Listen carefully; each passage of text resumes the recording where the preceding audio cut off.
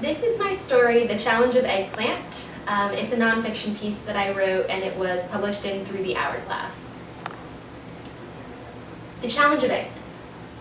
Every time I go home to Pennsylvania for a holiday, in the last precious minutes before I hug my parents goodbye, my dad suddenly has the urge to pack me food for the road.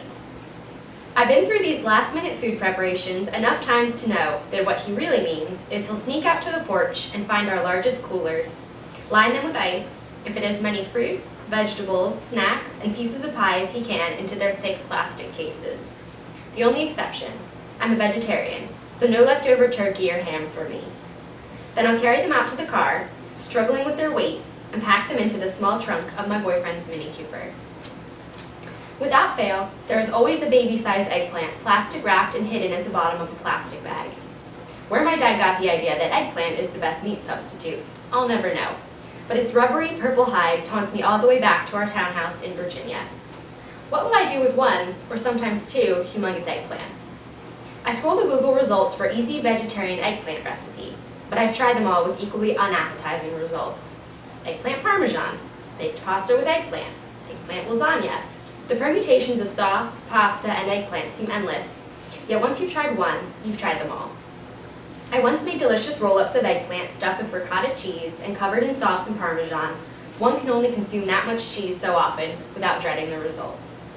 I don't get it, my boyfriend told me the last time I stood, hands on hips, in the middle of our kitchen staring down the fat eggplant on the counter. Why don't you tell him you don't like eggplant? I don't know, I said, not quite able to voice my love-hate relationship with the ridiculous vegetable. It wasn't that I couldn't tell my dad. After all, he would just put 2 acorn squashes in my bag or double the size of my pumpkin pie, but that I didn't want to. True, eggplant is pretty much tasteless, has a dry, seedy texture, and looks a bit like a platypus, but there was something comforting about being able to take it out of the fridge the day after a trip home and whip it into something semi-edible. I missed my parents the most the day after, when our house was quiet, and that was when I grabbed for the eggplant and started searching for a way to make it edible. Perhaps to me, the eggplant symbolizes growing up. My dad no longer cooks my meals, and it's up to me to figure out what my boyfriend and I will scrounge up for dinner. Every time I slice through the purple flesh or dice it into 100 uneven pieces, I feel as though I'm affirming that yes, I'm a responsible adult. Our parents can send us care packages or buy us new clothes at Christmas. When it comes to the daily grind, we're on our own.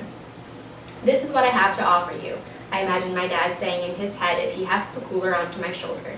See what you can make with it.